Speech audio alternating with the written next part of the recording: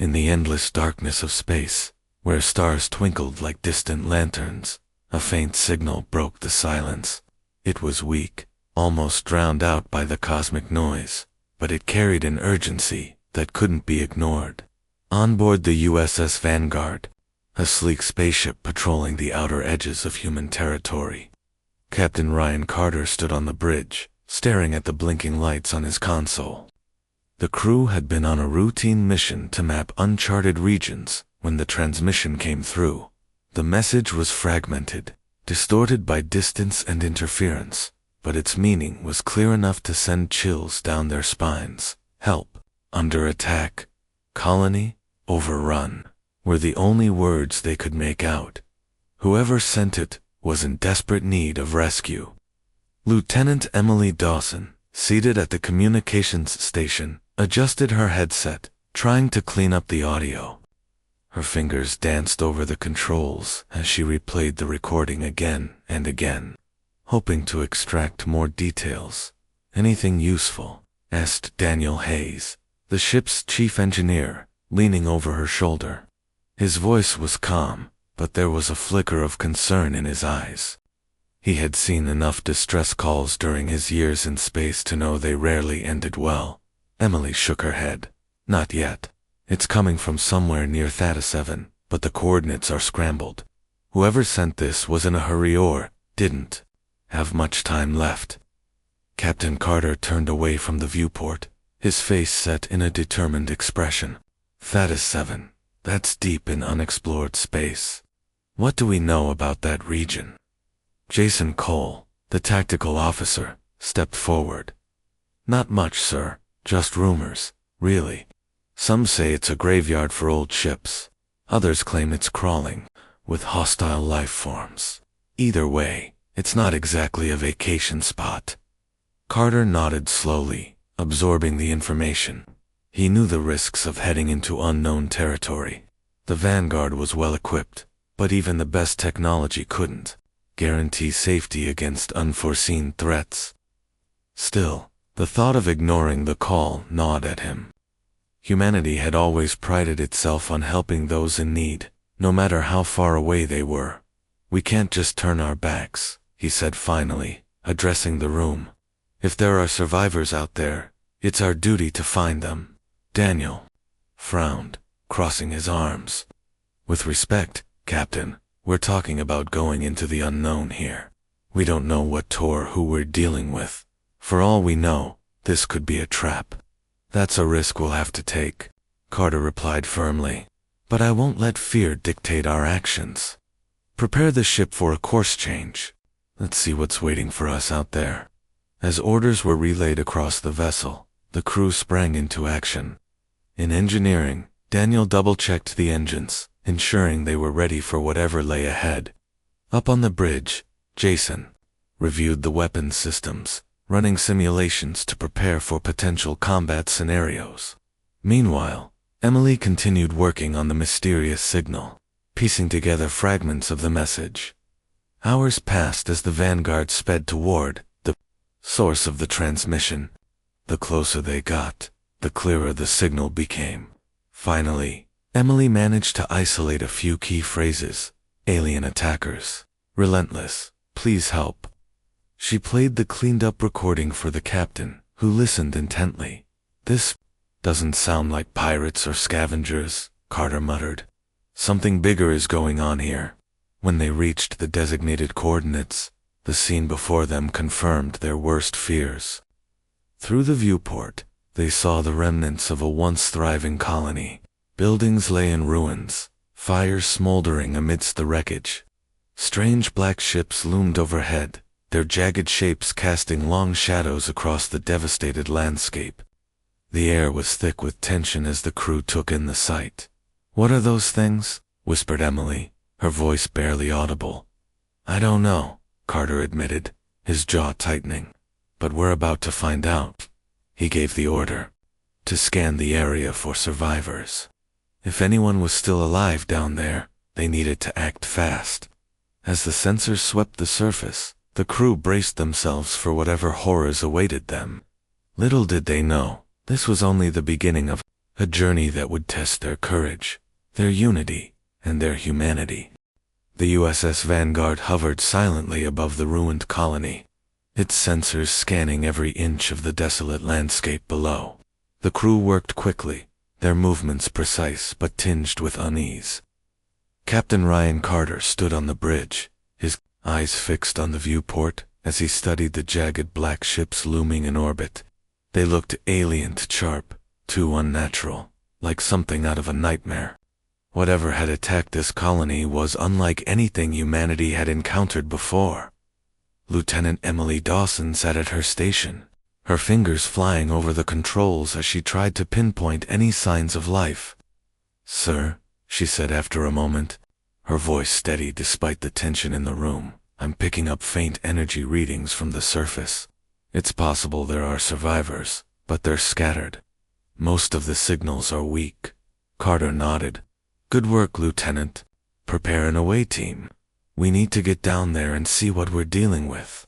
Jason Cole, the tactical officer, stepped forward. "Permission to join the away team, sir. If these aliens are still around, we'll need someone who can handle himself in a fight." "Granted," Carter replied without hesitation. He turned to Daniel Hayes, the ship's chief engineer. "You stay here and keep the engines ready. If things go south, I want us able to leave at a moment's notice." Daniel nodded, though his expression betrayed his frustration at being left behind. "Understood, Captain. Just be careful down there." Within minutes, the away team was assembled. Alongside Carter and Jason, Emily volunteered to join them, insisting her expertise with communications might prove useful. Armed with rifles and equipped with protective gear, the group boarded a shuttle and descended toward the planet's surface. As they approached, the devastation became even clearer. Burnt-out vehicles lay overturned, their metal frames twisted and charred. Buildings were reduced to rubble, and the air was thick with smoke and ash. When the shuttle touched down, the team stepped out cautiously, their weapons raised. The silence was oppressive, broken only by the crunch of debris beneath their boots. Carter led the way, his eyes scanning for movement. Every shadow seemed to shift menacingly, playing tricks on their minds. "Stay sharp," he whispered. "We don't know what's out here." They moved through the wreckage, calling out for survivors. At first, there was no response, only the eerie quiet of a place that had been brutally abandoned. But then, as they neared what appeared to be the remains of a residential area, they heard it, a faint sound, almost like a whimper. There, Emily pointed toward a collapsed structure. Beneath a pile of rubble, something stirred. Jason rushed ahead, clearing away chunks of debris, until he uncovered a young woman. She was pale and trembling, her clothes torn and covered in dirt. Her wide eyes darted around wildly, as if expecting attackers to appear at any moment. "It's okay," Carter said gently, kneeling beside her. "We're here to help." "What's your name?" "Ava," she croaked, her voice barely audible. "Ava Monroe." Emily handed her a canteen, and Ava drank greedily, her hands shaking. Once she regained some strength, she began to speak, her words spilling out in a rush. "They came out of nowhere, ships descending from the sky, faster than anything I've ever seen. They weren't human, insect-like, with claws and glowing eyes. They tore through the colony like it was nothing. People screamed, ran, but there was nowhere to hide." Her voice broke, and tears streamed down her face. Laura Bennett, the medic who had accompanied the team, placed a comforting hand on Ava's shoulder. "Take your time," she said softly. "You're safe now." But Ava shook her head violently. "No, you don't understand. They're still here, watching, waiting. You shouldn't have come." Before anyone could respond, a low hum filled the air. It grew louder, vibrating through the ground beneath their feet. Carter spun around, his rifle raised, as dark shapes emerged from the shadows. The creatures Ava had described the krill were real, and they were closing in. "Fall back," Carter shouted, firing a warning shot. The krill screeched, There, clawed limbs clicking against the rubble as they advanced. The team formed a defensive line, their weapons trained on the advancing horde. Jason fired first, his shot striking one of the creatures squarely in its chest. It staggered but didn't fall, its glowing eyes fixed on them with predatory intent. "These things are tough," he yelled, reloading his weapon. "We can't hold them off forever," Emily shouted, clutching her rifle tightly. "We need to get back to the shuttle." Carter glanced at Ava, who was struggling to stand. "Laura, help her move. Everyone else, cover our retreat." The team fought their way back toward the shuttle, each step feeling heavier than the last. The krill were relentless, swarming closer with every passing second. Jason took point, laying down suppressing fire while Carter and Emily covered their flanks. Laura half-carried Ava, urging her to keep moving despite her exhaustion. As they reached the shuttle, Carter turned to provide one final burst of covering fire. A krill lunged at him, its claws inches from his face, but Jason tackled it midair, driving his blade into its torso. The creature let out a piercing shriek before collapsing. "Go," Jason barked, shoving Carter toward the shuttle. They piled inside, slamming the hatch shut just as the krill began clawing at the hull. The shuttle lifted off, shaking violently as the creatures tried to bring it down. Through the viewport, they watched the swarm scatter, retreating into the shadows. Back aboard the Vanguard, the team regrouped, breathing heavily from the adrenaline rush. Ava sat quietly in the corner, hugging her knees to her chest. She looked smaller somehow, as if the weight of everything she'd witnessed threatened to crush her. Captain Carter addressed the crew, his voice firm but tinged with concern. "Whatever those things are, they're dangerous, and they're not going to stop with this colony. If we don't figure out how to deal with them, more worlds will fall." The room fell silent, the gravity of the situation sinking in. Humanity had ventured into the stars seeking knowledge and discovery, but now it faced a threat unlike any other. The question wasn't whether they could fight back, it was whether they were willing to pay the price to do so.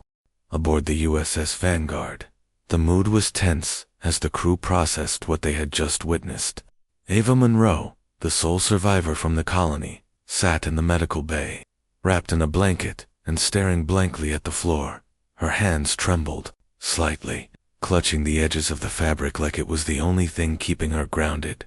Dr. Laura Bennett stayed close, offering quiet words of reassurance, but Ava seemed lost in her own thoughts, haunted by the horrors she had endured. Captain Ryan Carter stood on the bridge, his mind racing as he reviewed the events that had unfolded. The Krildos insectoid creatures were unlike anything humanity had ever encountered. Their speed, strength, and sheer numbers made them a formidable enemy. But what worried Carter most was their intelligence. These weren't mindless beasts. They moved with purpose, coordinating their attacks in ways that suggested advanced planning. Whatever they were after, it wasn't random destruction. They wanted something, and Carter needed to figure out what it was before they struck again. Lieutenant Emily Dawson worked tirelessly in the communications lab, analyzing the fragments of the distress signal they had intercepted. She replayed the garbled transmission over and over, searching for any clue that might shed light on the Krill's motives. "There has to be more here," she muttered under her breath, her brow furrowed in concentration. Finally, after hours of effort, she isolated a brief snippet of audio buried deep within the static. It was faint, but unmistakable, a series of clicks and chirps, followed by a low hum. "Captain," Emily called out, her voice tinged with urgency.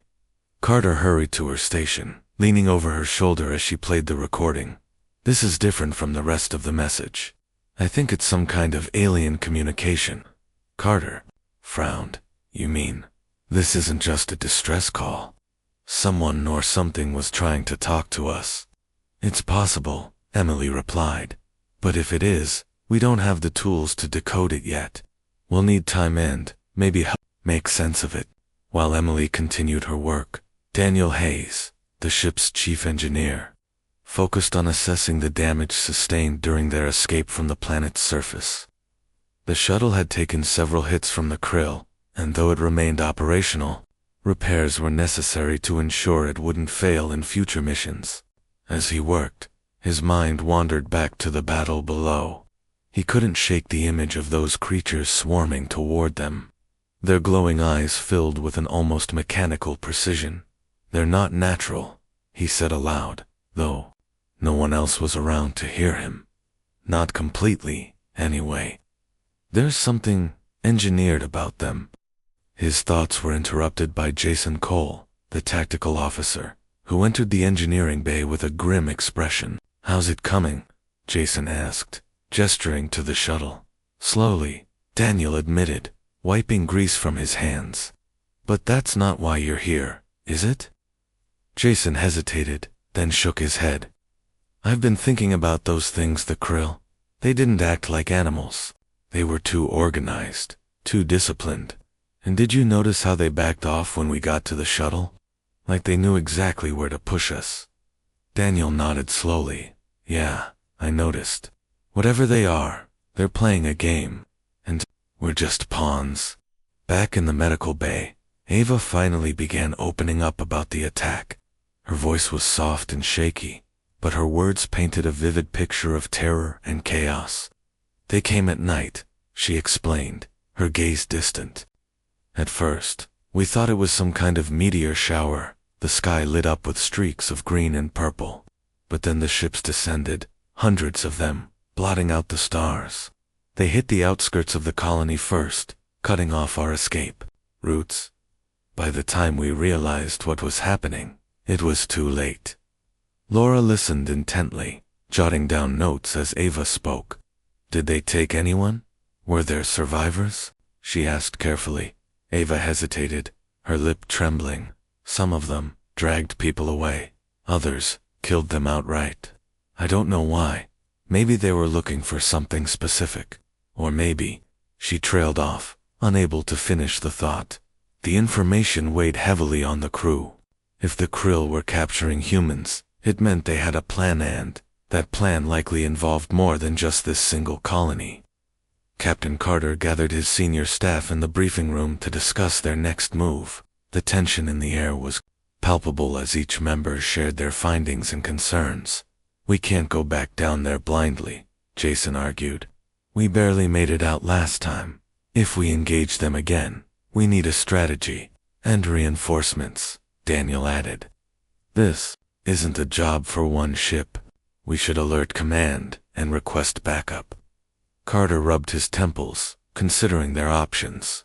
Calling for reinforcements would take time they might not have. Every moment they delayed gave the krill an opportunity to expand their reach. Still, he knew better than to rush into another confrontation without proper preparation.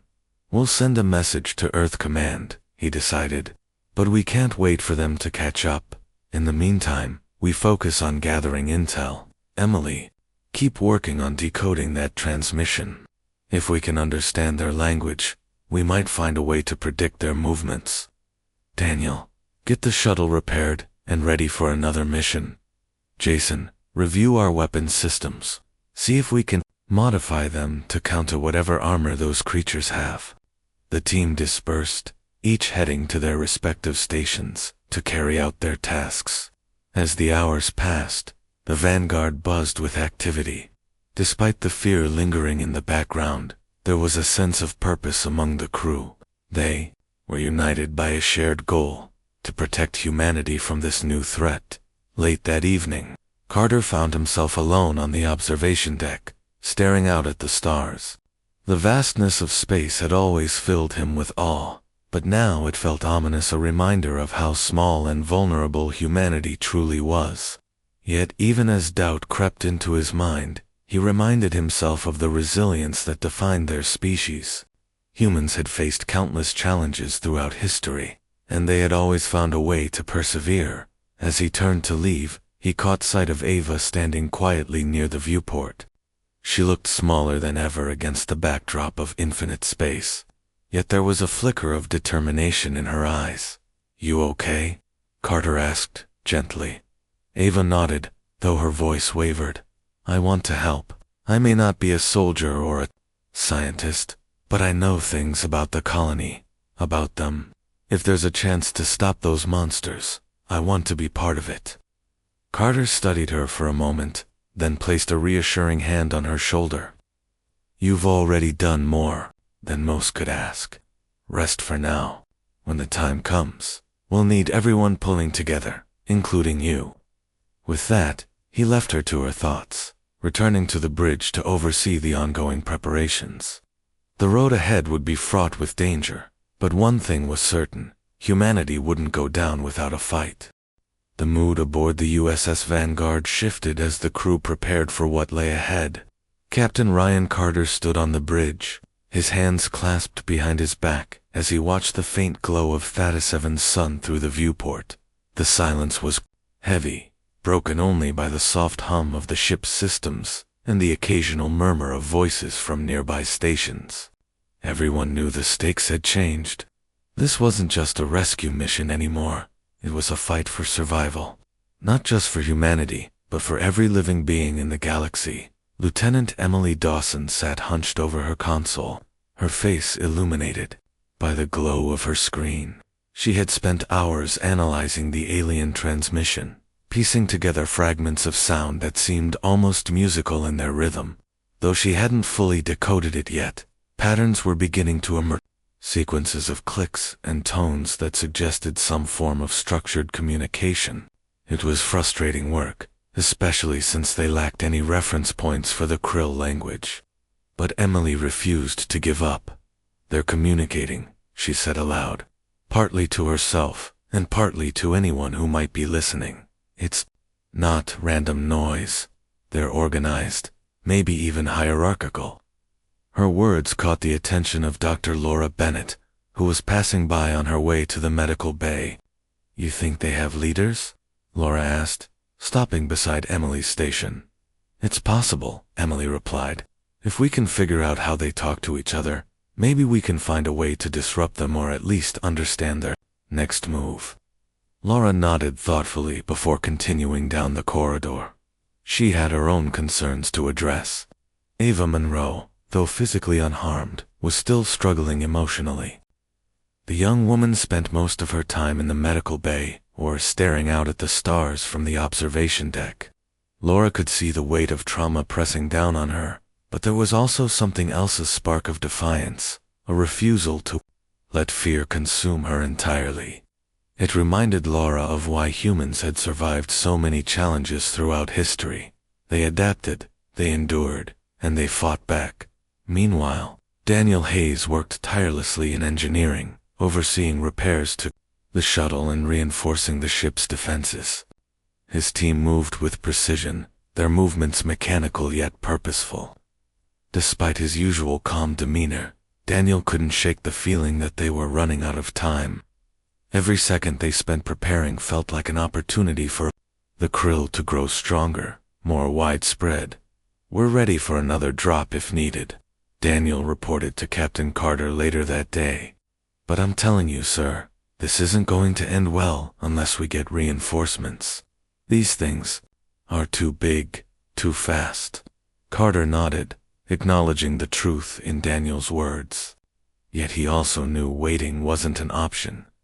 We'll hold out until Earth Command responds, he said firmly. But we won't sit idle while those creatures expand their reach.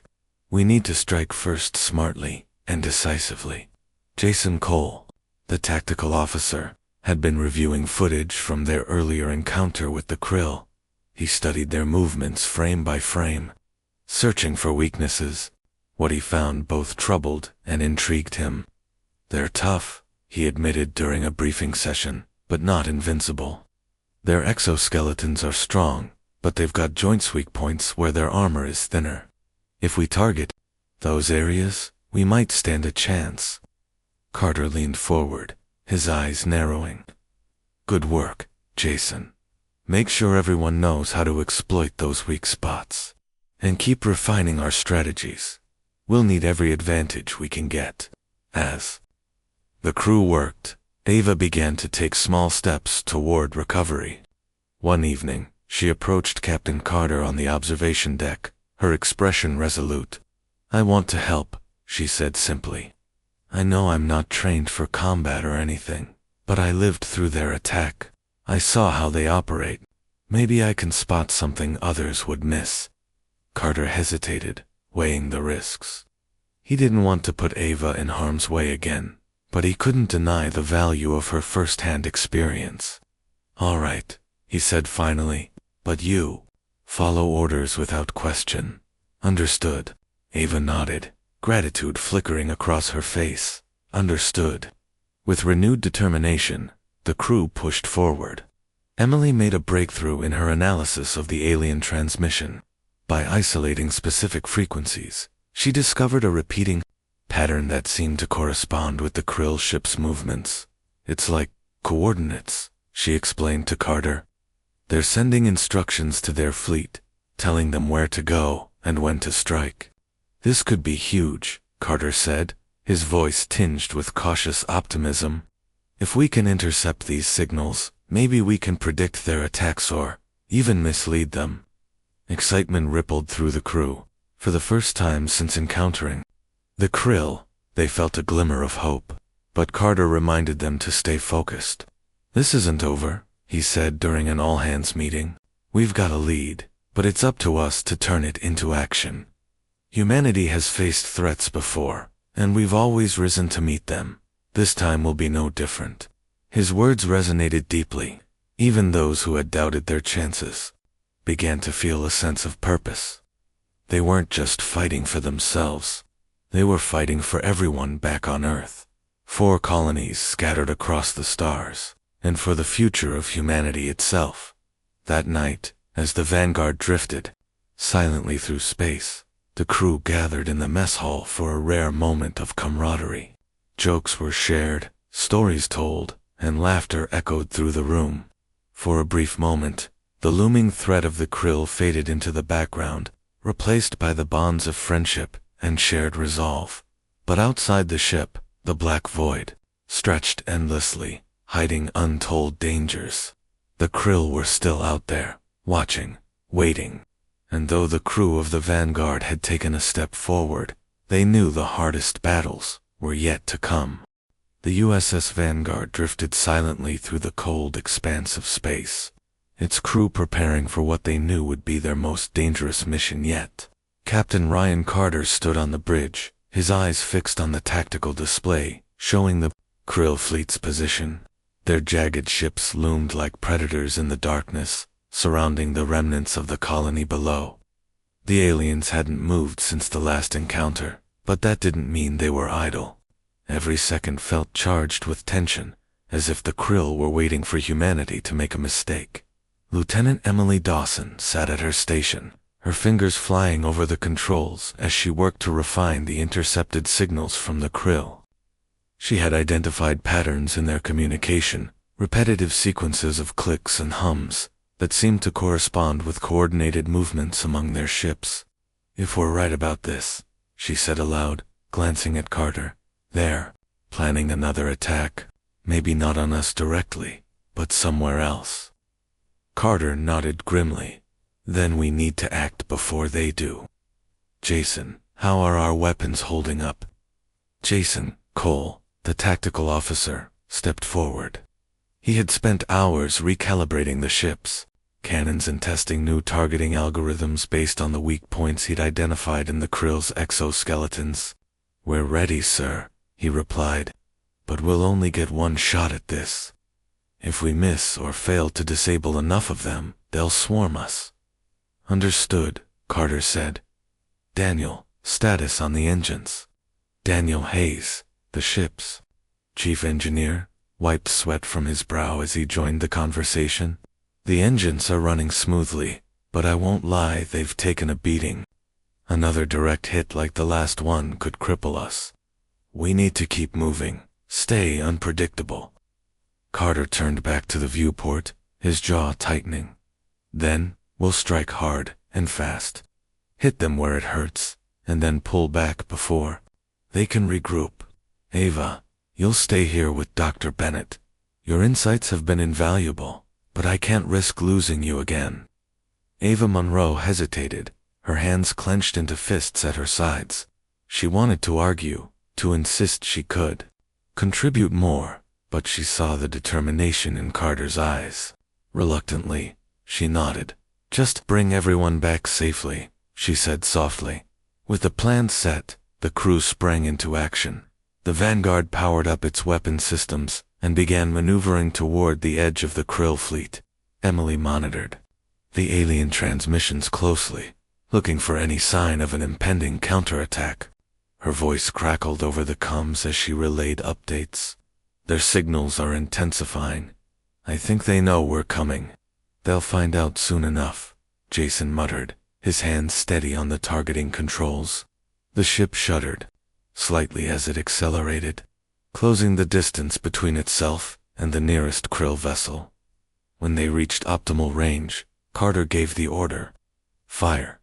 The Vanguard unleashed a barrage of energy blasts, each shot aimed precisely at the joints in thinner sections of the Krill ship's armor.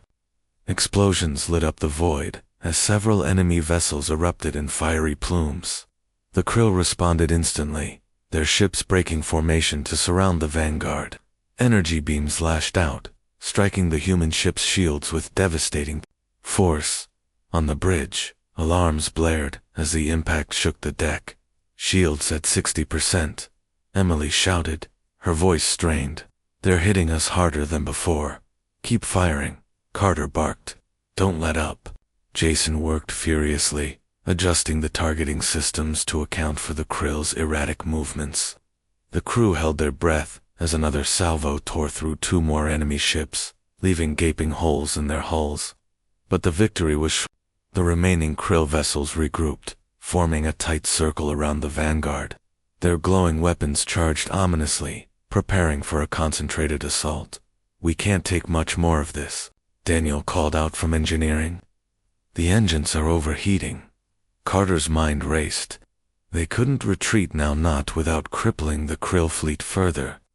Then Emily spoke up, her tone urgent. "Captain, I've found something. There's a central hub within their communications network.